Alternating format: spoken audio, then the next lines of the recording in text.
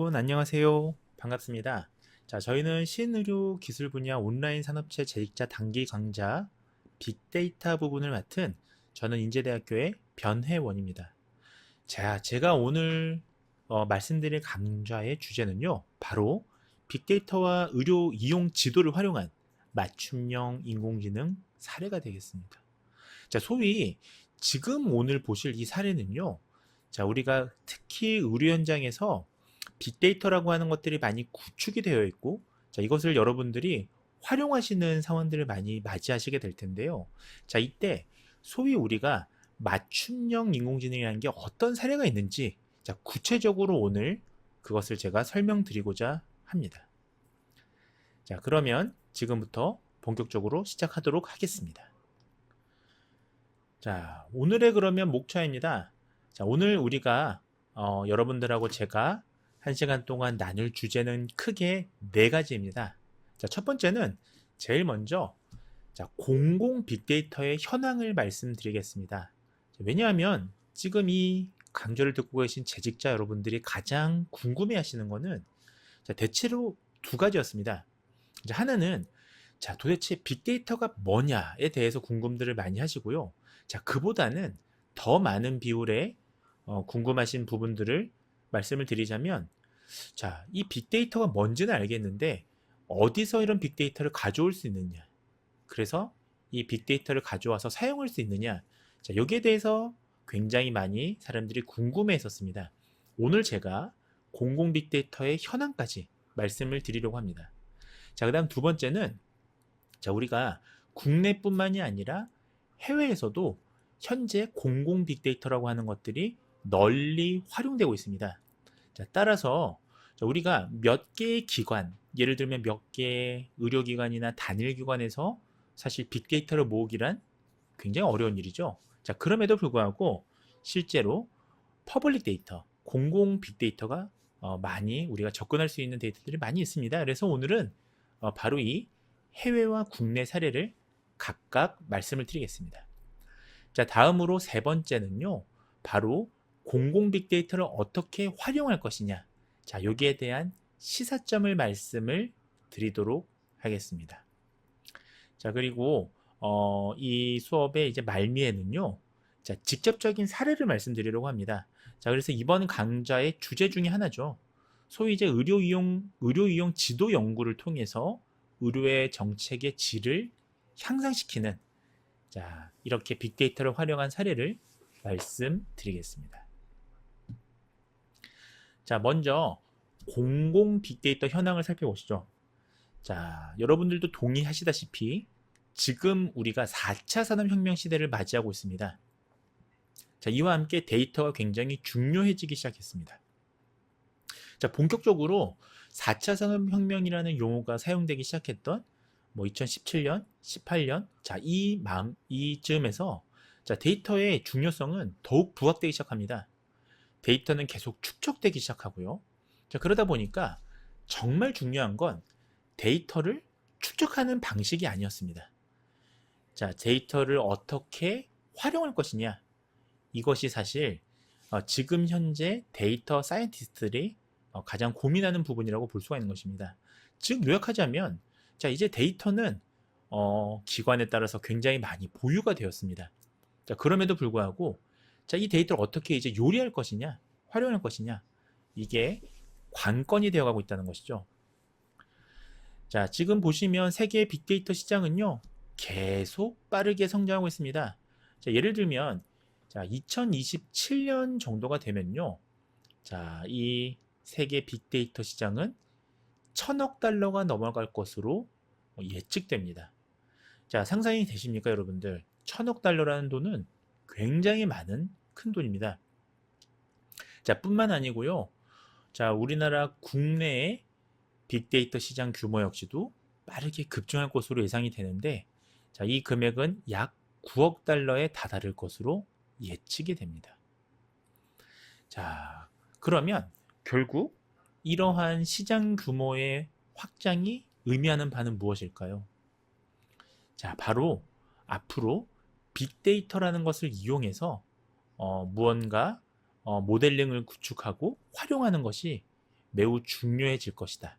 즉 재직자분들께서도 이런 부분들이 앞으로 주목해야 된다라는 것이 시사점이라고 볼 수가 있겠습니다. 자, 그럼에도 불구하고 사실 산업 현장에서 미스매칭이 발생하고 있습니다. 이제 미스매칭이라는 것은 발전 속도와 더불어서 그러니까 수요, 니즈, 그러니까 즉 무엇가 필요하다라고 하는 요구도에 비해서 실제 활용도가 떨어지고 있다는 뜻입니다. 예컨대 지금 앞서 말씀드렸던 것처럼 자, 전 세계 빅데이터 시장이 1,000억 달러 규모로 성장을 하고요.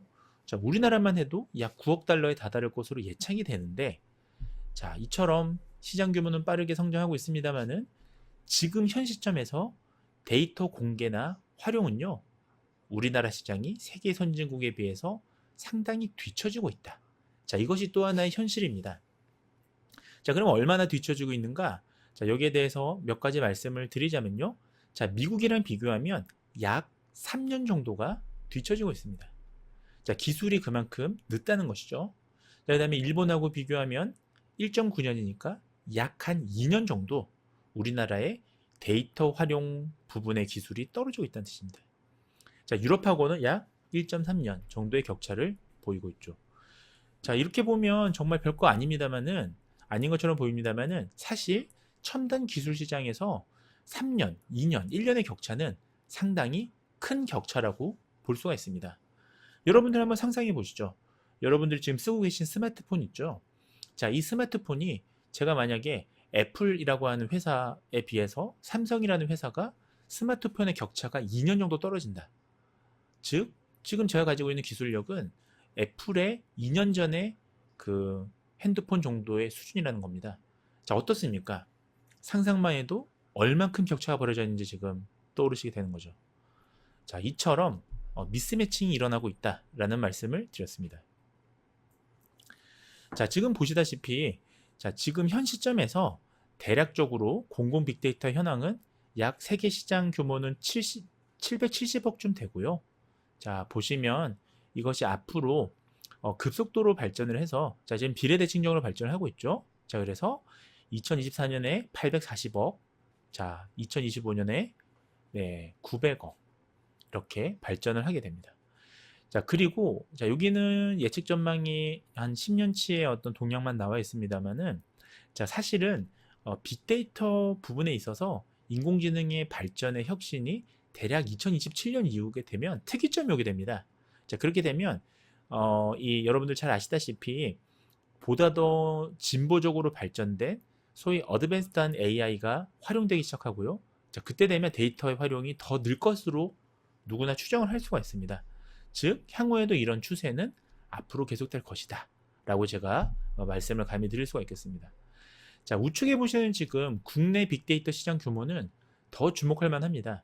지금 보시면 물론 지금 과거 데이터긴 합니다만 자, 2014년과 15년, 16년의 증가폭에 비해서 자, 최근에 뭐 근래 일이지만 2018년, 19년, 20년 자, 이때 발전의 격차가 훨씬 더 빨라지고 있죠.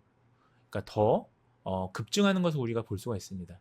자, 이와 같은 특징은 국내 빅데이터 시장이 더 세계 빅데이터 시장에 비해서 발전 속도가 더 빠르다라는 겁니다. 자, 여기에는 바로 공공 빅데이터의 접근 가능성, 자, 뒤에 말씀드릴 활용 가능성이 높다는 것은 바로 접근 가능성이 높아졌기 때문이죠. 그래서 이어서 이제 이런 부분들을 제가 강조해서 오늘 설명을 드리려고 합니다. 자, 그렇다면 여러분들이 이제 궁금하시는 게, 자, 소위 공공 빅데이터라는 게, 자, 그러면 도대체 지금 무엇이고, 자, 이게 어떤 역할을 하느냐, 그 부분부터 좀 먼저 설명을 드리도록 하겠습니다. 자, 소위 빅데이터를 통해서 우리는 여러 가지 가치 창출을 할 수 있습니다. 뭐 예를 들면 여러분들 뭐 신메뉴를 개발한다든지 또는 뭐 예를 들면 창업을 하신다고 하실 때 뭐 무작정 창업하시는 게 아니라 여러분들은 뭐 유동인구도 파악하시게 되고 어떤 사회적인 트렌드도 보시게 되지 않습니까? 자, 이때 특히나 공공 분야 같은 경우에도 정책 수립이 필요합니다. 자, 오늘 제가 지금 말씀드리는 이 의료 분야에서는 사실 의료 분야는 좀 공익성이 더 강하지 않습니까? 자, 이럴 때 사실 가장 활용 가능한 데이터는 소위 과학적 근거에 기반하기 위해서는 바로 빅데이터가 될 수밖에 없다는 거죠. 그 다음에 공공 빅데이터는요, 지금 현재 대부분 공공기관, 다시 말하자면 각 부처 간, 교육부도 있고요, 과기부도 있고, 자, 이러한 각 부처 간의 데이터베이스를 보유하고 있습니다. 자, 이거는요, 어떤 일개 산업하고 비교해도 가장 큰 데이터의 규모와 가치를 지닌다고 감히 말씀을 드릴 수가 있겠습니다. 자, 그도 그럴 수밖에 없는 것이 이러한 공공기관의 데이터들은 데이터 수집 목적이 따로 있습니다. 즉, 민간에서의 데이터는 데이터가 이런 어떤 이 자동화돼서 쌓인다고 본다면요, 공공기관은 그런 것이 아니라 어떤 목적에 의해서 수집을 하고 있지 않습니까? 자, 따라서 굉장히 규모도 크고, 자, 가치 자체도 훨씬 더 높다라는 거죠. 자, 그럼에도 불구하고, 자, 그간에는, 자, 그러면 왜 지난 10년, 20년 전까지 이런 것들이 있어 왔는데, 자, 왜 이런 이 유용성은 그 전에 높지 않았냐? 바로 공공 빅데이터를 이용해서 뭘 창출할지에 대한 논의가 상대적으로 다른 산업에 비해서 의료 산업이 좀 부족한 부분이 있습니다. 자, 이러한 공공 빅데이터는요, 어떻게 활용이 되냐에 따라서 국민에게 직결되는 결과가 나타날 수 있기 때문에요. 자, 우리나라뿐만이 아니라 해외 선진국 같은 경우는 이와 같은 빅데이터 분석을 통해서 향후의 국가 경쟁력을 강화하고자 하는 수단으로, 또한 근거로 많이 활용이 되고 있습니다. 자, 이와 같은 온도차가 결국은 해외 빅데이터 시장과 우리나라 빅데이터 시장의 격차를 발생한 직접적인 원인이 되었던 거죠. 공공 데이터 같은 경우는요, 특히 해외에서는 정부 정책적으로 적극 추진하고 있습니다. 현재 우리나라도 공공 데이터의 활용을 또 정부가 적극 지원해주고 있는 부분도 있고요. 자, 공공 데이터가 정책 전반에 어떻게 활용 가능한지에 대해서 이런 방향을 한번 이 수업에서 제시해 보고자 합니다. 자, 그렇다면 우리가 이 수업에서 두 번째 이제 관심 있게 여러분들이 들으셔야 될 바로 국내외 공공 빅데이터의 현황과 활용에 대해서 사례를 제가 지금부터 말씀드리겠습니다. 자, 빅데이터 부분의 선진국으로 분류되는 국가는 여러분들 대표적인 나라가 바로 미국, 영국, 일본 등이 있습니다. 자, 최근에는 중국도 조금 이제 이 빅데이터 부분에서는 많이 이제 활용하기 위해서 정부 주도로 이렇게 그 소위 활용하는 나라 중에 하나입니다.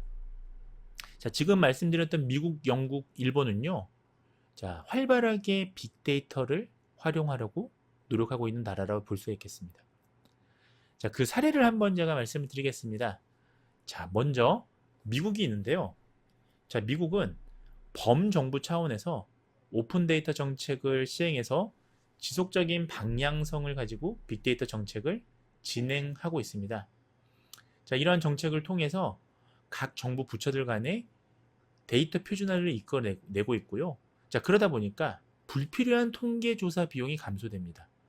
자, 소위 우리가 생각해 보시면 아주 드물게 일어나는, 예를 들면 대통령 선거라든지 또는 국회의원 선거라든지, 자, 이와 같은 것들은 사실은 통계 조사가 필요하죠. 그때그때마다 서로 다른 경향이 나타나니까요. 자, 그런 어떤 특수한 경우를 제외하고 사실은 시장 동향이라든지, 자, 이런 것들은 사실 그간에 축적되고 있는, 자, 매일매일 축적되고 있는 이런 데이터를 사실 분석하는 것이 훨씬 더 이득입니다. 자, 제가 만약에 매달 정기적으로 어떤 설베이, 소위 이제 통계 조사를 통해서 시장 동향을 파악한다면 이것은 상당히 많은 비용을 초래할 수밖에 없습니다. 자, 또한 업무 효율성 부분에서도 이 통계 조사보다는 축적된 데이터를 활용하는 것이 훨씬 더 효과적일 수 있습니다. 자, 우리나라 같은 경우는요, 자, 2009년부터 data.gov이라고 해서 정부 차원에서 공공 빅데이터를 활용하는 그런 데이터베이스를 구축해 왔습니다. 자, 그럼에도 불구하고 여러분들 지금 아마 이 수업을 듣고 계신 수많은 재직자분들께서 나는 이 data.gov를 처음 들어봤다 하시는 분들도 계실 거고요. 자, 공공 빅데이터 활용을 도대체 어디서 했느냐라고 궁금해하실 수도 있는데, 자, 놀랍게도 이게 시행된 지 굉장히 오래됐어요. 벌써 지금 14년이 지났습니다. 자, 그럼에도 불구하고 활용도가 과거 한 10년 전보다 지금 최근 4년 사이에 많이 늘었던 것도 사실입니다. 특히 이런 공공 빅데이터를 이용하는 가장 큰 이유는 바로 정책적인 의사결정 때문입니다. 자, 우리가 이것을 이제 디시전이라고 하는데요. 과거에는 자, 어떤 뭐 경영이라든지 어떤 정책적인 우리가 의사결정인 합의를 보기 위해서는 바로 CEO라고 하는 최고 경영자의 의견이 중요했습니다. 왜냐하면 최고 경영자는 여러 가지 경험을 가진 그런 유능한 일꾼이었으니까요.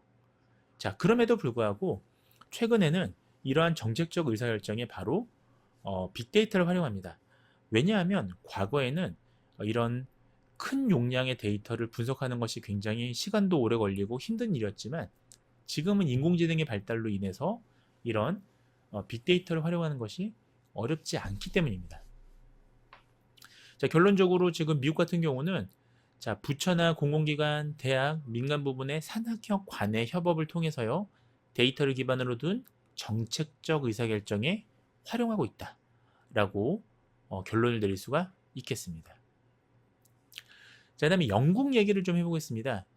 자, 영국 같은 경우는 공공 빅데이터 개방에 있어서요, 약 10년간 정책을 미리 수립을 했었습니다. 이렇게 수립을 하고 나서 이제 공공 빅데이터 개방을 본격적으로 오픈한 것이죠. 자, 이 10년간의 정책을 수립했던 가장 중요한 이유는 바로 사회적 합의 때문이었습니다. 즉, 자, 우리 지금 동아시아의 관점, 예를 들면 중국이나 한국이나 일본 사람들의 있어서의 어떤 개인정보의 어떤 중요성하고요. 이런 서구 문화, 미국이나 유럽에서의 개인정보의 중요성은 물론 문화권마다 좀 다소의 차이는 있습니다만 사실 동양보다는 서구에서 개인정보의 중요성이 더 대두되어 왔던 건 사실이죠. 과거부터요. 자, 그래서 이런 빅데이터를 개방한다 라는 부분에 있어서는 결국은 법규, 규정 이런 것들이 사실 중요해질 수밖에 없었고, 자, 이 공개하고 활용하는 부분에 있어서 사회적 합의를 이끌어내기 위해서 이 영국 같은 경우는 공공데이터 개방에 대한 정책에 대한 논의가 상당히 오래 있었다라고 보시면 되겠습니다. 자, 그 다음에 10년 동안 논의를 하면서 또 지속적으로 오픈 데이터, 소위 이제 우리가 개방 데이터, 즉 공공 데이터 이것을 강화하는 전략을 짰었고요. 그 다음에 또한 질 관리를 어떻게 할 것이냐, 자, 이와 같은 개선을 통해서 일관된 오픈 데이터 전략을 수립할 수가 있었던 겁니다. 소위 공공 데이터 활용 모델은 민간과 함께 협의해서 다양한 오픈 데이터 기반 모델을 탄생하는 데 있어서 가장 중요했던 건 역시 바로 사회적 합의였다라고 저는 생각합니다. 자, 영국의 사례는 이러했고요. 자, 이제 일본의 사례를 한번 말씀드리겠습니다. 자, 앞서 말씀드렸던 미국이나 영국에 비해서 일본은 빅데이터의 활용 자체는 비교적 느렸습니다. 자, 그러나 일본 같은 경우는 전자행정 오픈 데이터 전략을 만들어서 공공 데이터의 활용과 오픈 데이터 인프라 환경을 구축했다라는 점을 주목해 볼 수가 있습니다. 자, 실제로 여러분들 그 코비드 대유행 사태를 보면서 일본 같은 경우는 아직도 아날로그, 그러니까 어떤 손으로 집계하고 하는 모습들을 여러분들이 많이 보셨기 때문에 일본은 공공 빅데이터를 잘 활용하지 않는 게 아닌가라고 생각하실 수도 있겠지만 그렇지 않습니다. 자, 결국 일본은요, 정책을 통해서 공공 데이터의 활용을 증가시켰고요. 자, 그로 인해 다양한 정책의 근거에 기반한 정책 사업을 제시할 수가 있었습니다. 또한 이제 개인정보보호법을 개정한 소위 익명가공정보제도, 이런 것들을 시행해서 개인정보 때문에 이용하지 못했던 그와 같은 데이터들의 자유로운 활용을 가능케 했다. 즉 소위 자, 이게 우리가 공공 빅데이터 활용에 있어서 가장 중요한 자, 어떻게 보면 발전을 또 더디게 하거나 발전을 가능하게 하는 가장 중요한 게 바로 법규이잖아요.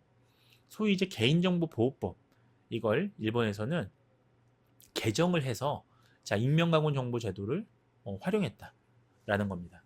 자, 그러면 이게 왜 중요하냐? 앞으로 이제 우리도 이렇게 공공 빅데이터를 구축하게 될 것인데, 보시면 개인정보 자체를 제거합니다. 소위 이제 식별정보라고 하죠. 자, 예를 들면 뭐 주민번호나 이런 것들이 되겠습니다. 자, 그 다음에 이걸 제거했기 때문에 자, 이 개인이 누군지 우리는 데이터만으로는 알 수가 없습니다. 자, 그 다음에 고객 정보를 동의 없이 2차 가공을 할 수 있고요. 또 3차 이용을 할 수 있고 데이터 판매가 가능한 개념. 자, 우리나라에도 최근에 이것이 도입이 됐는데 이것은 자, 사실은 일본의 공공 빅데이터의 모델이었던 거죠.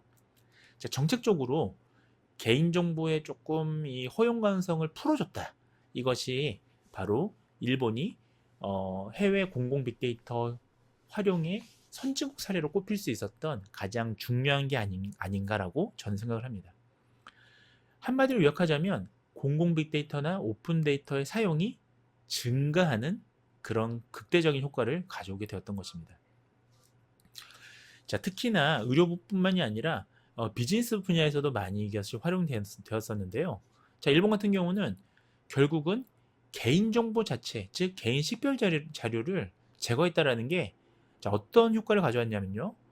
자, 다수에 대한 개인의 파악, 소위 캐릭터리스는 우리가 알 수 있는데 이 개인에 대한 파악이 불가능한 이런 지금 상황을 만들어 놓은 거잖아요. 자, 그러다 보니까 결국 많은 산업체들에서 신상품 개발이나 이 판촉에 이걸 적극 활용할 수 있었던 계기가 되었던 것입니다. 자, 이렇게 해외 사례들이 있고, 그러면 우리나라는 어땠느냐? 그 말씀을 지금부터 드리도록 하겠습니다.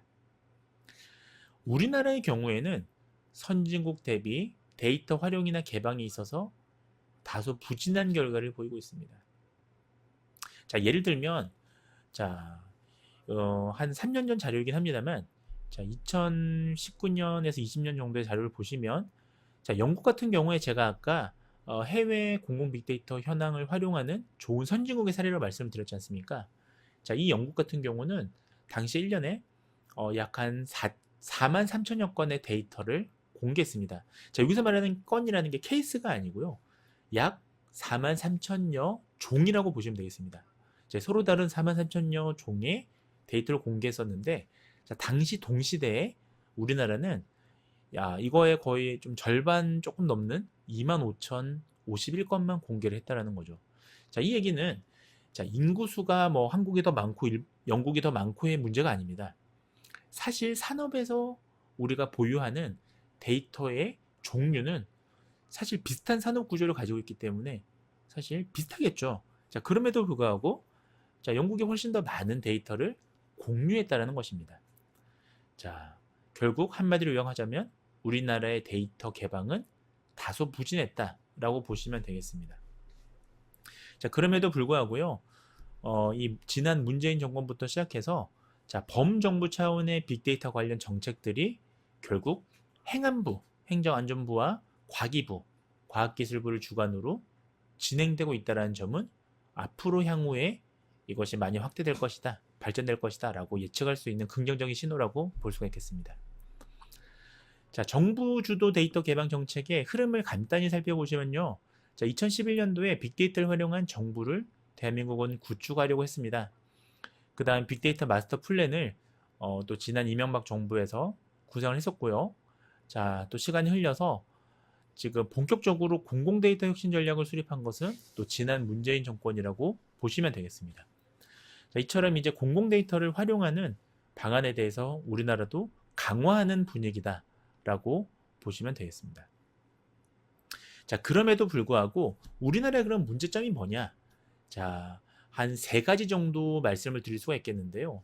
자, 먼저 첫 번째는 제가 볼 때는 가장 중요한 한계점이라고 볼 수가 있겠습니다. 자, 우리나라는 소위 이제 중앙정부의 일반적인 탑다운 형식, 즉 위에서 아래로 하향식이죠. 즉 우리가 이 소위 이제 오더가 내려온다고 표현하죠. 자, 이와 같은 정책이 결국은 그 다른 부처 간의 내용상 동의를 얻을 수가 없기 때문에 결국 이 데이터가 특성에 따라서 규제나 정책에 따라서 데이터 형태를 맞추기가 어렵다는 점이 있습니다. 자, 예를 한번 들어볼게요. 예를 들면 보다 더 민감 정보가 담겨 있는 보건복지부나 이런 그 국민건강보험공단의 데이터 하고요. 그 다음에 조금 더 민감 정보가 덜 들어간 뭐 예를 들면 뭐 국토해양부의 데이터가 있다고 가정해 보겠습니다. 자, 지금 이 경우에는 자, 지금 사실 필요에 의해서 구축되고 있는 공공 데이터가 서로 다르다라는 점이 핵심인데요. 자, 이 규제나 정책이 서로 다를 수밖에 없겠죠. 자, 보건의료하고 예를 들면 국토해양부의 데이터는 사실 민감 정보에 대한 차원 자체가 다를 수밖에 없습니다. 따라서 이게 정책에 따라서 데이터가 형태가 서로 좀 일변도하지 않다라는 게 첫 번째 문제가 되겠습니다. 자, 그다음 두 번째 문제도 역시 중요한 문제인데요. 자, 우리나라의 개인정보 보호 규제가 결국 데이터 개방에 제한이 되고 있다라는 이런 부분들이 되겠습니다. 소위 빅데이터가 잘 활용되기 위해서는 무엇보다 데이터에 대한 이런 개방을 지원해 줄 수 있는 그런 규제가 좀 완화돼야 되는 겁니다. 자, 그 다음에 세 번째는 최근에는 조금 더 이제 활발한 내용들로 빅데이터를 공유하고 있습니다만 지금 아직까지는 선택적 개방이라는 소극적인 개방을 하고 있습니다. 자, 이 말은 무슨 말이냐면요.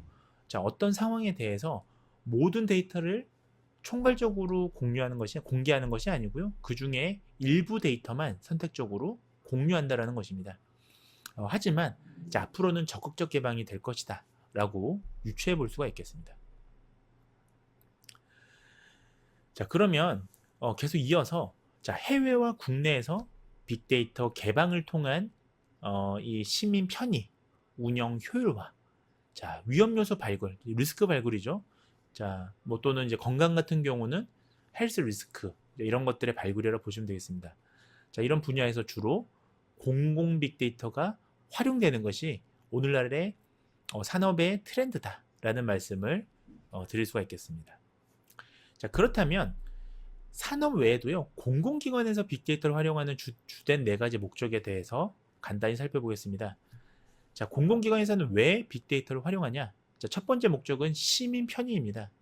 결국 우리 공공기관은 공익성을 가진 기관이기 때문에 자, 공공기관의 데이터를 통해서 때로는 노후시설도 파악하고요.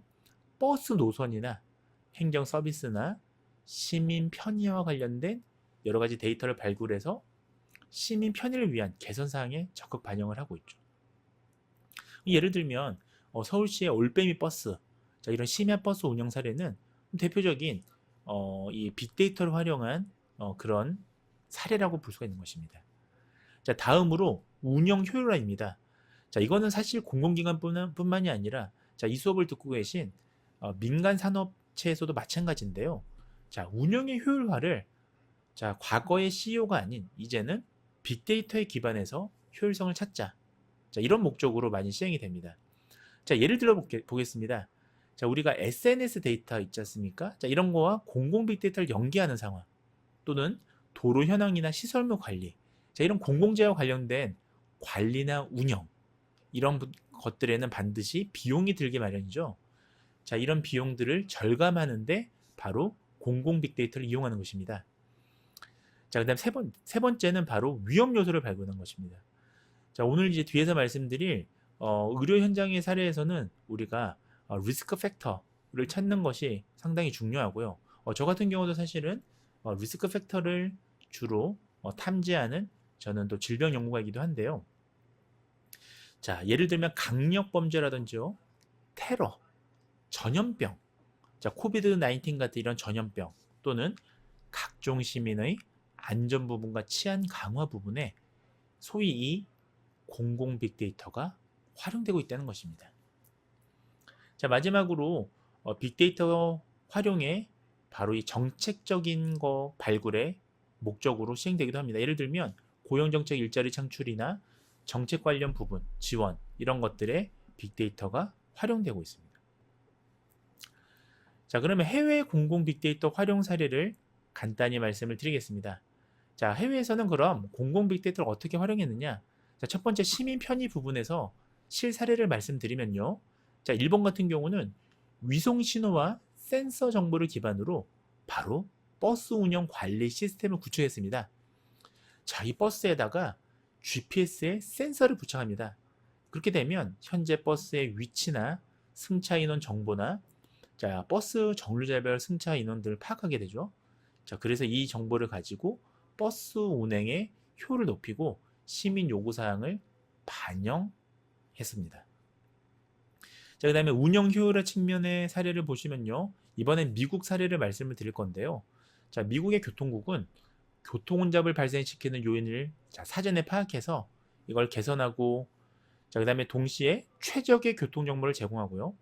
교통 정체를 완화하기 위한 분석 툴을 개발을 했습니다. 자, 그래서 이걸 통해서 도로 현황을 실시간 모니터링하고 자, 문제가 될 만한 그런 에어리어를 탐지해서 사전에 안내를 하는 것이죠. 자, 그러다 보면 혼잡 구간에 대한 어떤 하나의 맵, 지도를 만들 수 있을 뿐더러 최적 경로 예측. 자, 이게 굉장히 재밌는데 또 제가 하는 연구가 좀 이런 것들입니다. 자, 소위 가장 옵티멀한 패스가 뭐냐 이것을 예측할 수 있고요. 그러다 보면 교통 상황도 예측하고 도로 시스템 개선에도 활용할 수가 있습니다. 자, 이렇게 공공 빅데이터가 활용되어 왔고요. 자, 그 다음에 위험 요소 발굴 측면을 또 사례를 말씀드리겠습니다. 자, 대표적인 것이 미국의 바로 usgs.gov라는 요 사이트인데요. 한번 들어가 보시면 자, 뭐가 있냐면 기상 정보입니다. 그래서 기상 정보와 GIS, 자, GIS는 지리 정보 시스템이죠. 자, 이거 데이터를 이용해서요. 홍수 취약 지역이나 이런 걸 도출하고요. 자, 이 디지털화해서 자, 우리가 홍수가 오면 어떻게 됩니까? 주변 지역이 범람이 되지 않습니까? 자, 이 범람 확장 범위를 미리 사전에 예측하고요. 그 다음에 침수에 대한 정보를 실시간 제공해서 자, 이거 왜 만들었을까요? 바로 재해, 디제스터라고 하지 않습니까? 이 재해를 미리 예측하고 즉각적으로 대응하거나 또는 이제 동시에 피해 복구에 관한 정보를 제공하기 위해서 자, 이런 미국의 활용 사례가 있습니다. 자, 마지막으로 정책 발굴도 역시 미국의 사례인데요. 자, 미국에서는 문화예술단체에 대한 정보와 그와 관련된 데이터를 활용해서 자, 12개 주에서 자, 14,000여 개의 문화예술단체의 모든 데이터를 통합하고요. 관리하고 자, 이를 바탕으로 국립 또는 지역 예술 지수를 제공하고 있습니다. 자, 이런 인덱스를 만들었다는 거죠. 자, 그리고 이 인덱스를 만들면 자, 어떻게 할까요? 바로 합리적인 문화예술 정책 수립을 지원하는 데이터로 활용할 수가 있습니다. 자, 소위 자, 우리 지역의 문화 지역 예술 지수가 어떻다라는 요 대표성 있는 하나의 인덱스. 자, 이걸 가지고 우리는 객관적인 비교가 가능하고 앞으로의 우선적인 정책을 발굴할 수가 있게 됩니다. 자, 이런 것에 빅데이터가 활용되고 있다라고 보시면 되겠습니다. 자, 또 한 가지 시민 편의는 우리나라 사례를 말씀을 드리겠습니다. 자, 우리나라 광주광역시 사례인데요. 자, 지하철에 또는 이제 뭐 버스 이런 대중교통 자, 이런 운행 정보나 교통 민원, 교통 취약 지역 데이터, 뭐 거주나 유도인구를 파악할 수 있는 자, 이런 데이터를 통해서 자, 뭘 했느냐? 광주광역시는 대중교통 사각지대하고요. 자, 환승 정류장, 노선별 이용 승객 특징 자, 이런 걸 분석을 했습니다. 자, 그래서 자, 분석을 하면 뭐가 나올까요? 바로 자, 아까 위험지역 발굴처럼 자, 대중교통 취약지역이 나오죠. 이걸 가지고 교통 시스템을 취약지역부터 개선을 한 겁니다. 예를 들면 시설도 추가로 확충하고요. 자, 버스나 이런 뭐 버스 정류장, 편의시설 이런 것들을 확장해서 보다 더 시민 편의를 제고했다라는 이런 재미있는 사례가 있습니다. 자, 결과적으로 이것은 막대한 비용 감소의 효과를 가져왔습니다. 즉, 자, 이런 시스템을 하나 구축하는 것이 결론적으로는 이득이라는 것입니다. 자, 다음으로 이제 국내 사례를 좀 말씀을 몇 가지에서 드릴 텐데 두 번째 우리나라의 이제 공공 빅데이터를 이용해서 위험 요소를 발굴한 사례를 또 한 가지 말씀을 드리겠습니다. 자, 이것은 경찰청의 사례를 말씀드릴 수가 있겠는데요. 자, 경찰청은 지금 보시면 국가정보자원관리원과 함께 자, 뭘 했냐? 자, 위험 요소라고 하는 게 뭐 여러 가지 우리 생활 주변에 있겠습니다만 대표적인 게 바로 범죄 예방이 있지 않겠습니까? 그래서 자, 범죄자가 저지르는 이 여러 가지 유사한 유형의 사건을 정리해서 소위 이제 임장일지, 자, 현장일지 같은 거죠. 자, 이런 것들을 기존에는 어떻게 했느냐? 자, 일일이 사람들이 수작업으로 이거를 찾아야 됐습니다. 자, 유사한 사건은 이제 우리가 뭐 공범자를 찾거나 또는 연쇄살인 같은 경우에 자, 이거 범인 어떻게 찾습니까? 자, 기존 수사 기록을 다 뒤져봤던 거죠. 자, 이런 것들을 누가 잘하냐? AI가 굉장히 잘합니다. 자, 분류하고 예측하고 하는 거 잘하잖아요. 그래서 자, 이걸 하기 위해서 사실 빅데이터가 구축이 돼야겠죠. 자, 그래서 이 미제 사건의 비율이 과거에는 높았고요. 그 다음에 동일범의 여죄 판단이 어려운 경우가 많았는데, 자, 이걸 한 번에 해결했던 인공지능 기술, 소위 인공지능 기술 작업을 통해서, 자, similarity rate, 소위 이제 유사도라고 합니다. 이걸 측정하는 알고리즘을 개발하게 됩니다. 그래서, 자, 대표적인 게 저희 그 동남권의 부산지방경찰청 있죠. 자, 이 부산지방경찰청에서, 바로 이 동일 유형의 이 범죄, 이것을 이 유사도를 측정하는, 자, 이런 것들을 실제로 적용을 해서 우리가 절도 범죄자의 추가 여죄 사건 입증을 하는 데 있어서 성공적인 사례를 보였습니다. 자, 한마디로 요약하자면 임장일지 기반 빅데이터 여죄 추적 기능을 구현하는데 부산지방경찰청이 성공적으로 좋은 사례를 보였다라는 것이 말씀드리고 싶습니다. 자, 그 다음에 우리나라의 또 다른 이제 공공 빅데이터 활용 사례로는 바로 운영 효율화가 있겠습니다. 자, 대표적인 게 한국 수령 원자력이 되겠는데요. 자, 운영 효율화라고 하는 건 결국은 불필요한 지출을 우리가 예방하는 거지 않습니까? 자, 우리가 소위 이제 축적된 고장 관련 데이터, 자, 고장 관련 데이터를 이용합니다. 그래서 이걸 가지고, 자, 우리나라가 원전이 좀 우수하잖아요. 그래서 세계 최초로 원전 고장 예측 진단 빅데이터 시스템을 개발합니다. 자, 그래서 소위 우리가 이 원자력은 사실 한번 고장이 나면 사실 큰 문제를 발생할 수 있는데 이 고장을 사전에 어느 정도 예측할 수 있는 시스템을 구축한, 자, 이런 것들은 실제로 운영 효율화 사례라고 볼 수가 있겠습니다. 자, 마지막으로 정책 발굴 사례를 말씀을 드릴 텐데요.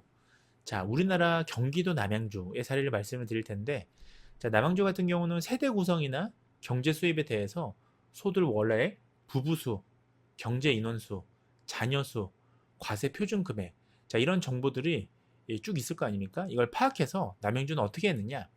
소위 취약계층이라는 걸 발굴하고 취업활동을 지원하는 정책을 수립하게 됩니다. 자, 이게 굉장히 재밌는 건데 우리가 의료나 보건학적으로 취약계층이라는 표현을 많이 쓰죠.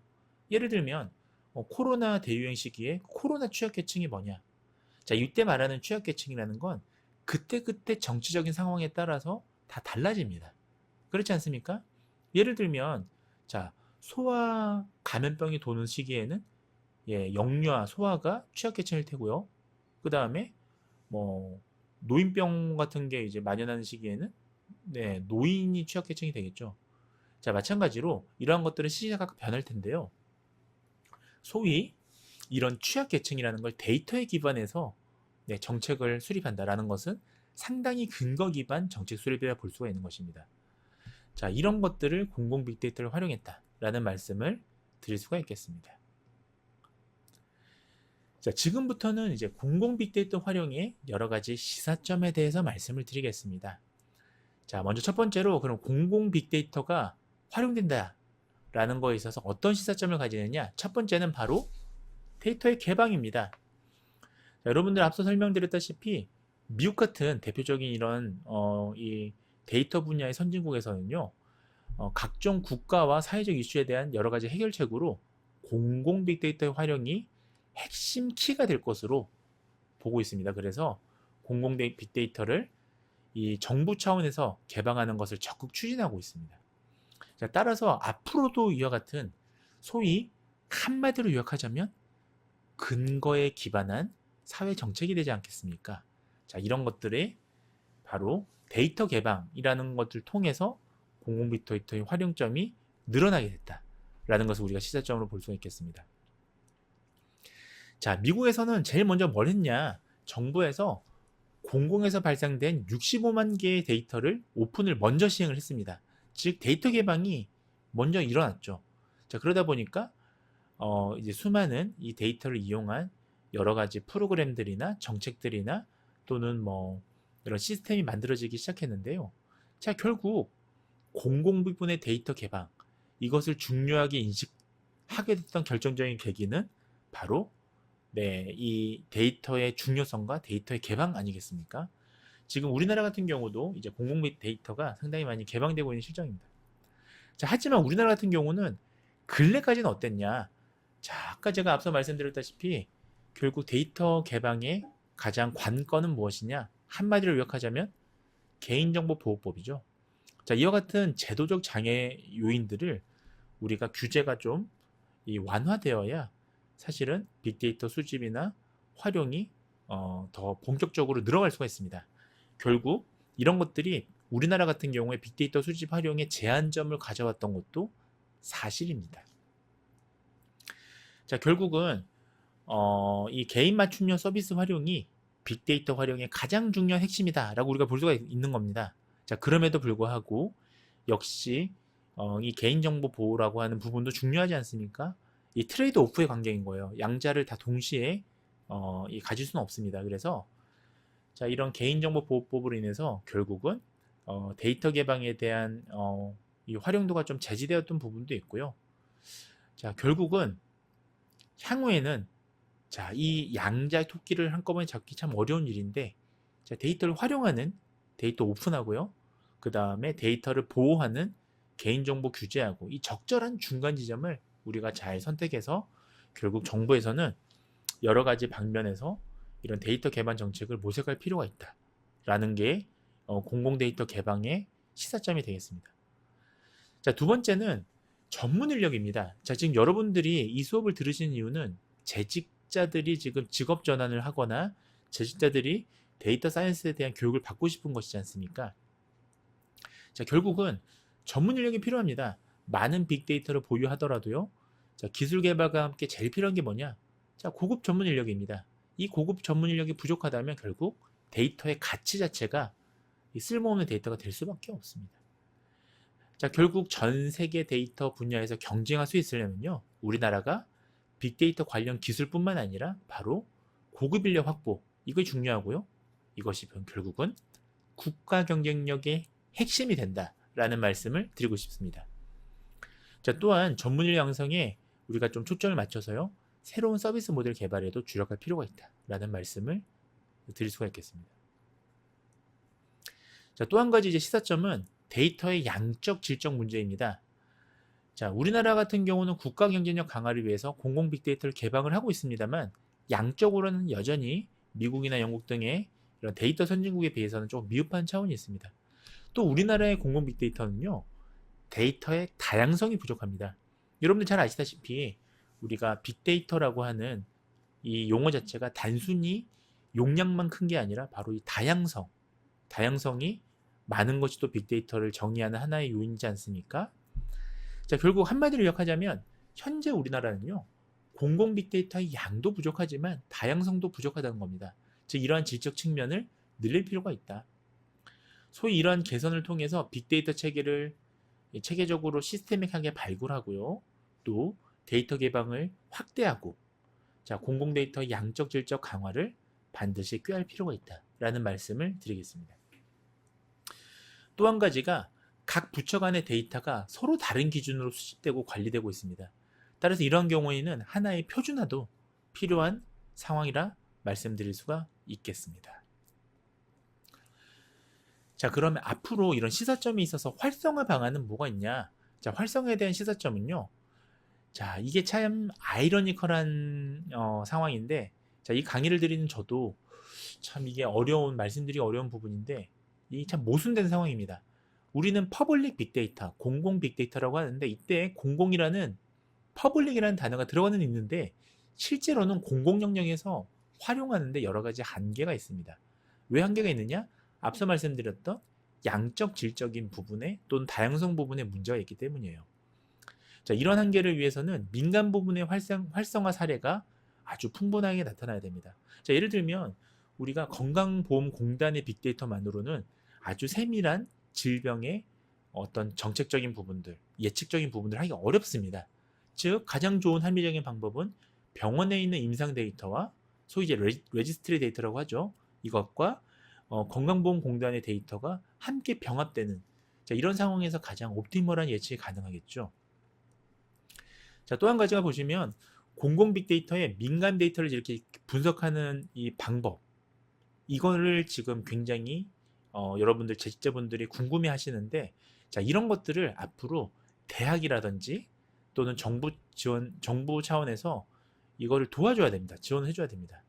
자, 그래서 계속 데이터라는 게 서로 다른 데이터를 융합해서 무언가의 의미 있는 인사이트를 찾을 수 있는, 자, 이 기술을 앞으로 확대하는 이런 것들은 정부 지원 정책에 굉장히 필요하다. 저 같은 사람들이 자꾸 여러분들하고 이 대면해서, 자, 무언가에 대한 이 합리적인 솔루션을 제공할 수 있는 교육을 제시할 수 있도록 이런 행재정적인 지원들이 필요하겠죠. 자, 결국 미국, 영국은 오픈 데이터 정책을 통해서 민관 부분의 활성화를 진행하고 있다라는 말씀을 드리고 싶습니다. 자, 지금부터 이제 남은 시간 한 20분 내로 남았는데요. 지금부터는 실제 응용 사례를 말씀드리겠습니다. 아마 여러분들이 이게 재직자 교육이다 보니까 가장 궁금해하는, 자, 이 부분이 될 텐데요. 자, 지금부터 제가 말씀드릴 사례는 의료 이용 지도 연구를 통한 의료 정책의 질을 향상하는 그런 사례가 되겠습니다. 자, 먼저 키워드 먼저 살펴보시죠. 자, 이 솔루션의 키워드는 실시간 모니터링, 재난 관리, 안전지도 구축, 적정 위치 분석, 그리고 정책 수립이 되겠습니다. 자, 제가 이 키워드만 말씀드린 게 여러분들이 지금 재직자분들이시니까, 자, 이 실제 지금 적용됐던 솔루션의 사례거든요. 자, 이 솔루션이 뭐를 얘기하고 싶은 건지를 여러분들 먼저 이 키워드를 보시고 한번 떠올려 보시기 바랍니다. 자, 첫 번째 먼저 실시간 모니터링이니까, 자, 지금 현재 벌어지고 있는 상황들에 대한 데이터 수집이 지금 이 솔루션의 핵심이 되겠죠. 자, 두 번째는 바로 재난 관리, 자, 이런 것들입니다. 소위 우리가 예측이라든지 분류라든지 이런 기술이 들어간다라는 걸 우리가 예상해 볼 수가 있습니다. 자, 세 번째는 적정 위치 분석이라는 키워드에서는, 자, 뭐가 떠오르세요? 자, 지금 사례가 의료 이용 지도라는 지금 키워드가 들어갔죠. 그러니까 소위 GIS, 지리정보 시스템이 지금 들어가 있다라고 우리가 하나 유추해 볼 수가 있는 것입니다. 자, 그러면 자, 간단한 개요를 한번 살펴보시겠습니다. 이 솔루션은 뭐였냐? 자, 지금 보시면 아까 말씀드렸던 선진국, 미국이나 일본 같은 경우는 환자 의료 이용 지도를 개발해서 국가보건의료 체계의 개혁의 방향을 제시를 하거나 정책 방안 도출에 활용을 하고 있습니다. 자, 그래서 그러한데 우리나라 같은 경우는, 자, 지금 보시면 의료 이용 지도 구축을 위한 제도적 환경이나 정보화 기반에 대한 이런 것들이 좀 부족한 부분들이 있어갔습니다. 그래서 우리나라에서도, 자, 질환, 즉 디지즈, 장애죠, 질병들이죠. 자, 이런 것들에 대한 유형별 의료생활 진료권이라든지 환자 의료 이용 지도를 구축해서 중장기적으로 정책을 하거나 어떤 개선점을 찾는 데 있어서 활용하겠다라는 게 이 솔루션의 핵심입니다. 즉, 이 솔루션에 가장 필요했던 것은, 자, 이런 예측 기술이 아니고요, 바로 의료 빅데이터가 되겠습니다. 자, 그래서 지금 그 도식화를 한번 보시면, 자, 말씀드렸다시피 지금 우리나라의 가장 큰 문제 중에 하나는 공공적인 측면에서 봤을 때는 소위 바로 지역 간 의료 불균형입니다. 자, 아마 동의하실 겁니다. 지금 점점 시대가 양극화로 되어가고 있으면서 소위 이제 비수도권에 여러 가지 문제가 있는데, 그 중에서도 이 지역 격차를 가장 많이 가져오는 핵심적인 키워드는 바로 의료죠. 그래서 지역 간 의료가 불균형되고 있다는 건 여러분들도 동의하시는 바일 거라고 생각이 듭니다. 자, 결국 그러면 우리가 뭐 성장 또는 소득, 자, 이런 여러 가지 정보 격차들이 발생할 수밖에 없는데요. 자, 그러면 우리가 소위 이 성장을 예측하는 알고리즘을 구현해보자 라고 하는 게 바로 의료 이용 지도 연구를 통한 의료정책 질 향상 솔루션의 핵심이 되겠습니다. 자, 중요한 건 어떤 빅데이터가 그럼 사용되느냐? 자, 이것도 굉장히 우리가 주목해서 봐야 되는데요. 자, 보시면, 자, 여기 지금 두 개의 피규어가 보이시죠? 자, 위에는 내부, 밑에는 외부라고 적혀 있습니다. 자, 이 경우는 여러분들이 기본적으로 자, 내부 외부라고 이렇게 양분해서 이 도식화가 되어 있다는 것은 예, 서로 다른 데이터를 머지했다. 즉 병합해서 사용했다. 아까 보셨던 융합했다라고 보시면 되겠습니다.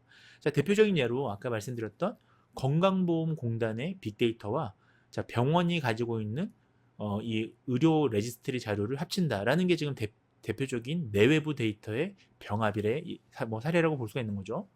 자, 보시면 내부 데이터는 뭘 이용했느냐? 자, 환자 거주 주소라든지 사업장 주소 이력이라든지 요양기관 주소, 자, 이런 것들은 이 내부적으로 이용을 한 겁니다. 자, 그 외에 외부 데이터는 뭘 이용했냐? 도로 정보입니다. 즉 지리정보 시스템은 외부 정보라고 보시면 되겠습니다. 자, 이 빅데이터를 가지고 그러면 이 재직자분들이시니까 여러분들이 중요한 건 코드가 아니라 어떤 그 알고리즘 모델을 이용했냐, 이게 지금 사실 중요한 거잖아요. 자, 그래서 하나씩 말씀을 드리겠습니다. 자, 먼저 이 내부 외부 데이터를 병합한 이후에 제일 처음 했던 것은 바로 군집 분석입니다. 자, 이 군집 분석은 왜 했냐? 자, 여기 지금 이 화살표를 보시면 의료 생활권을 재설정하기 위함입니다. 자, 여기서 말하는 의료 생활권이라는 거는 자, 인구수라든지 자체 충족률이라든지 그 다음에 뭐 응급 의료 같은 경우는 이동 거리, 이게 사실 중요하지 않습니까? 소위 다시 말씀드리자면 의료 취약 계층이 있는 지역이라는 게 어떤 곳일까요? 자, 병원도 멀고 우리 인구는 많은데 병상 수는 적다. 자, 이런 거를 의미하지 않겠습니까? 그런데 이것을 우리가 군집 분석이라는 건 기본적으로 거리에 기반해서 이것을 측정하는 알고리즘이지 않습니까? 또 비지도 학습이기도 하고요.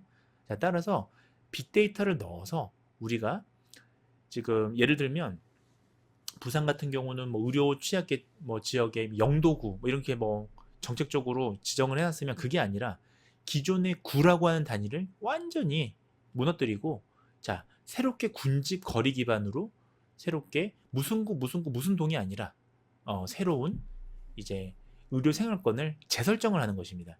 자, 이럴 때 사용되는 게 빅데이터의 군집 분석이 되겠습니다. 자, 또 다른 군집 분석을 사용한 이유는 바로 지자체의 이제 충족률하고 사망률 간의 관계를 분석한 것인데요. 자, 예를 들면 자, 뇌졸중하고 급성 심근경색. 자, 이게 과연 소위 아까 말씀드렸던 자체 충족률, 자, 그리고 이 병 발생 후에 1년 후 사망률, 이런 거와 관계가 있냐? 자, 이것을 분석한 건데 이것은 사실은 이런 관련성, 어소시에이션이라고 하잖아요. 또는 사실 이건 이제 인과관계보다는 그 관련성이 더 가까운데요. 자, 이렇게 관련성이라는 용어가 나오면 일단 기본적으로 우리 모델링에서는 리글레이션, 회귀 분석이 들어갑니다. 그래서 자, 병상과 사망률 관계는 요즘 여기 보시다시피 회귀 분석을 또 사용한 게 있습니다. 자, 그 다음에 병상과 사망률 관계는 또 뭘 봤느냐? 자, 여기 보시는 분석 결과에 병상 공급 구조하고요, 사망률을 본 겁니다. 자, 예를 들면 이런 겁니다. 500병상 이상이면 우리가 굉장히 이제 큰 종합병원이라고 보지 않습니까? 물론 이제 종합병원이란 건 100병상 이상을 의미할 때가 더 많은데 사실 이 정도면 되면 이제 2차 의료기관 이상의 어떤 대형 의료시설을 이제 의미한다고 보시면 되겠습니다. 소위 대학병원이라고 보시면 되겠습니다. 그러면 500병상 이상 종합병원 병상의 구성비하고요, 자, 사망률의 관계, 자, 이런 것들은 우리가 하나의 X하고 Y의 관련성을 보는 거기 때문에 리그레이션으로 분석하는 것에 가장 적합합니다. 소위 이것은 비지도 학습인 군집 분석으로는 사실은 하기 적절하지 않은 거죠. 자, 이런 식으로 진행이 되어 왔다. 자, 그래서 결국은 뭘 만들었느냐, 이걸 가지고 자, 신규 감염병 감시 체계를 만든 겁니다. 자, 생각해 보십시오. 자, 소위 어디에 적용할 수 있느냐?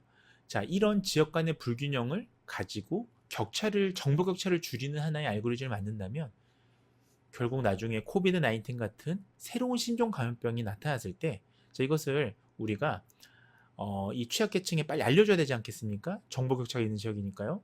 그 다음에 또는 출입국 자료하고 연계한다면 향후에 감염병 감시 체계도 수립할 수가 있는 것이죠. 자, 이런 것들이 바로 이 알고리즘 솔루션에서 해결 하고 싶었던 것들입니다. 자, 지금부터는 이제 좀 앞서 말씀드린 이 굵직굵직한 내용들을 앞서 말씀을 드렸는데요. 이것에 대해서 좀 간단히 말씀을 이제 드리겠습니다. 자, 제가 아까 데이터는 내외부 데이터를 수집했다고 했는데 그럼 구체적으로 무슨 데이터를 이용했냐? 공공 데이터로는 자, 건강보험공단의 의료 서비스 데이터를 먼저 활용했습니다. 자, 이 건강보험공단 데이터는 일반적으로 우리가 빅데이터라 부릅니다. 많게는 100만 명의 데이터를 가지고 있거든요. 자, 그 외에도 뭘 이용했느냐? 환자 특성 데이터를 이용했고요. 그 다음에 자, 지금 지리정보 시스템이지 않습니까? 그래서 공간 데이터베이스를 이용했는데 자, 이 중에서도 자, 보시면 의료 자원 인력이라든지 시설이라든지 장비라든지 지역 지표라든지 자, 이러한 지역에 관련된 또 시공간 데이터가 들어갔다라고 보시면 되겠습니다. 자, 분석 솔루션은 지금 보시는 ETL 프로그램 외에도 보시면 오픈 리파인이라고 하는 자, 이런 분석 솔루션을 활용했다고 보시면 되고요. 참여 기업은 당시에 서울대학교 산학연단과 국민건강보험공단이 함께 산학연으로 이제 진행한 프로젝트라고 보시면 되겠습니다. 자, 포인트는 아까 말씀을 드렸죠. 결국 뭐냐? 자, 국민보험공단은요. 자, 뭘 가지고 있죠? 빅데이터를 가지고 있죠. 자, 이 사람들은 자, 환자 거주 주소나 환자 데이터 등을 이제 붙여가지고 융합을 해서 우리가 입원이나 의료나 심내관제나 심근경색 자, 이런 이 환자 의료 이용에 대한 데이터를 기반으로 뭘 하고 싶냐면 진료권을 설정해서 의료 자원의 불평등 분포를 파악하고자 했습니다. 자, 이게 지역별로 다르다는 거예요. 중요한 게. 자, 그리고 자, 여기서 말하는 지역이라는 게 여러분들 큰 뭐 도 단위를 얘기하는 게 아닙니다. 도 단위가 아니라 작은 블록 단위도 우리가 예측이 가능합니다. 자, 그 다음에 의료자원 분배 정책적 근거로 활용하고자 한 게 일단 국민건강보험공단의 어떤 요구사항이었죠. 자, 그 다음에 보시면 자, 이게 지금 우리 의료 현장에 중요한 것인데 질병의 중증도, 시비어리티랑 맞는 의료생활 진료권을 안내하는 서비스 이걸 공익적인 목적에서 하고 싶었던 겁니다. 자, 그러면 우리가 이 하나의 지금 말씀드렸던 이 서비스를 가장 옵티멀하게 제공하는 방법은 뭘까요? 바로 비주얼레이션이지 않습니까? 자, 여러분들도 생각해 보십시오. 코비드 팬데믹 기간에 여러분들 뭘로 보셨나요? 자, 의료 이용 지도를 보셨죠. 자, 우리가 지리정보 시스템을 통해서 어느 지역이 지금 확산되고 있는지 이걸 눈으로 확인하셨지 않습니까? 이런 걸 만들겠다라는 겁니다. 정책적인 부분에서요. 이게 굉장히 과거랑 다른 거예요. 과거에는 이것을 정책가, 행정가들의 어떤 논리적인 사례 또는 외국 사례를 가지고 만들었는데 지금은 근거에 기반해서 만든다라고 보시면 되겠습니다. 자, 이런 의료 이용 지도를 구축하고요. 자, 정책적으로 이 근거를 만들고 싶었던 것이죠. 자, 활용 데이터는 결국은 이렇게 데이터를 서로가 연결해서요. 자, 결국은 18개의 대진료권, 57개의 중진료권, 자, 1278개의 소진료권으로 분류를 했습니다. 자, 이 분류를 뭘 가지고 했다? 군집 분석으로 했다라고 여러분들이 생각하시면 되겠습니다. 그러니까 기존의 동이나 구 단위가 아니라 이제는 정말 미세한 진료권을 거리 기반으로 사실 지리정보 시스템을 이용한 것이죠. 그러니까 전혀 다른 것입니다. 기존 거 하고요. 자, 그래서 어떤 결과를 보였냐? 자, 몇 가지만 제가 포인트로 말씀을 드릴게요. 첫 번째는 의료생활권을 재설정합니다. 자, 여러분들 취약계층이라는 게 한번 생각해 보십시오. 모든 게 다 취약합니까? 그렇지가 않습니다. 예를 들면 공장이 많은 지역은 뭐 환경적으로는 취약할 수 있죠. 하지만 뭐 경제적으로는 우수할 수도 있어요. 자, 모든 게 다 동일하게 취약한 특성을 가지진 않는다. 자, 그렇다면 지금 여기서 중요한 건 지금 의료생활권을 파악해서 소위 이제 자체 충족률이나 최대 거리나 이걸 기반으로 지금 그 의료생활권의 중소진료권을 지금 만든 거지 않습니까? 이걸 군집 분석으로 만들었다고 했잖아요.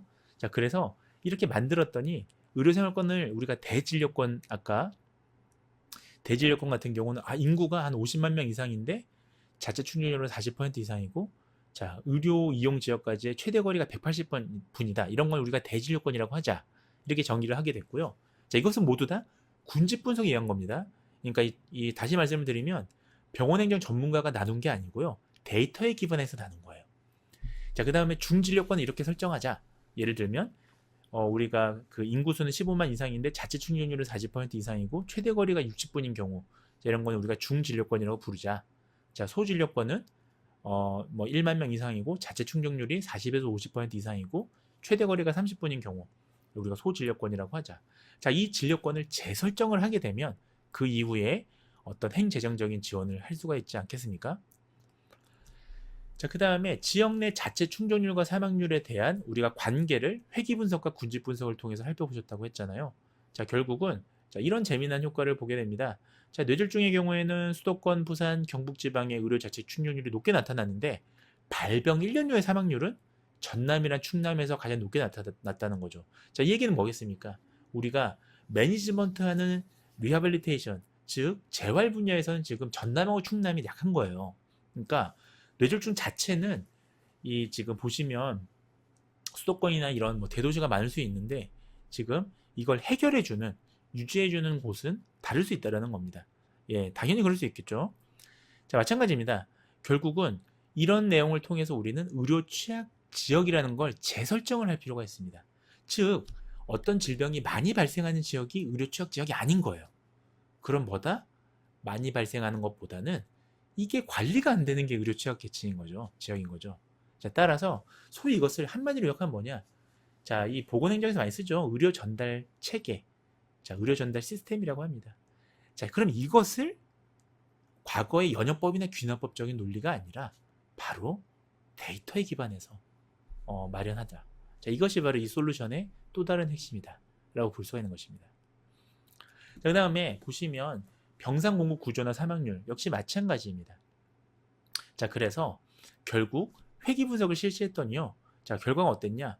병상의 수가 500병상 이상인 경우에는 사망률이 감소하는 것으로 나타났지만 그렇지 않은 경우는 사망률이 유지되거나 높았다. 자, 결국 권역 내 500병상 이상 종합병원 구성비를 살펴보면서 결국은 충남지방, 경북, 강원 일부 지방이 입원 의료 취약지로 파악되는 그런 결과를 보였습니다. 자, 결국은 이런 분석 결과는 여러 가지로 활용될 수 있는데요. 결론적으로는 우리가 정책적 개입이 필요한 그런 영역에 적극적으로 활용될 수가 있을 겁니다. 자, 예를 들면 1차 치료를 강화한 이런 목표를 하는 정책 결정에 적극적으로 활용될 수가 있겠죠. 자, 그리고 향후에 또 다른 두 가지 이제 사례가 있는데요. 물론 이제 보건의료 정책에도 결정에 사용될 수 있겠습니다만 가장 중요한 세 번째 시사점을 제가 말씀을 드리자면 바로 감염병 모니터링 체계에 이것이 적극 활용될 수 있는 사례라는 것입니다. 자, 소위 지금은 이제 지나갔습니다만 엔데믹이 지금 거의 선언이 되다시피 해서 우리가 코비드 19은 팬데믹이 지나갔습니다만 자, 앞으로도 이와 같은 자, 인수 감염병은 계속적으로 늘 것이고요. 자, 그렇다면 우리가 자, 이 병의원이나 내원 환자 같은 경우에 자, 이 신규 감염병이 발생하게 되면 적절한 매니지먼트, 관리가 필요하지 않겠습니까? 자, 이때 우리가 가장 중요한 건 모니터링 시스템이죠. 자, 이 모니터링 시스템이 구축이 되어야 우리가 전염병의 실시간 감시도 중요하지만 이 대책을 수립할 수 있는 컨트롤 타워 역할을 할 수가 있는 겁니다. 따라서 결국은 이 컨트롤 타워 역할을 할 때 어떻습니까? 전문가 몇 명만 모셔서 컨트롤 타워에 대한 해결을 볼 게 아니라 바로 실시간으로 축적되는 이 데이터를 가지고 예측 시뮬레이션 모델링을 하자는 거죠. 자, 이런 거에 적극적으로 빅데이터가 활용될 수 있다라는 말씀을 드릴 수가 있겠습니다. 자, 결론적으로 여러분들 1시간 동안 이 의료 이용 지도 연구를 통한 의료정책 질 향상에 대한 사례까지 살펴보셨는데요. 자, 재직자 여러분들에게 큰 도움이 되셨는지는 잘 모르겠습니다. 자, 그러나 제가 끝으로 한 말씀 드리자면 자, 시대의 변화는 이제 거스를 수가 없습니다. 앞으로 거의 모든 분야에 빅데이터가 적극 활용이 될 것이고요. 자, 분류와 예측 이런 것들은 인공지능이 인간보다 더 잘하는 그런 기술이 되겠습니다. 자, 그래서 앞으로 이런 대전한 시기에 여러분들이 재직자 여러분들이 첨단 학문에 대해서 더 관심을 가져주시고 또 여러 가지 교육을 장기적으로 진행하시기를 희망하면서 이 수업을 마치도록 하겠습니다. 여러분들 경청해 주셔서 감사합니다.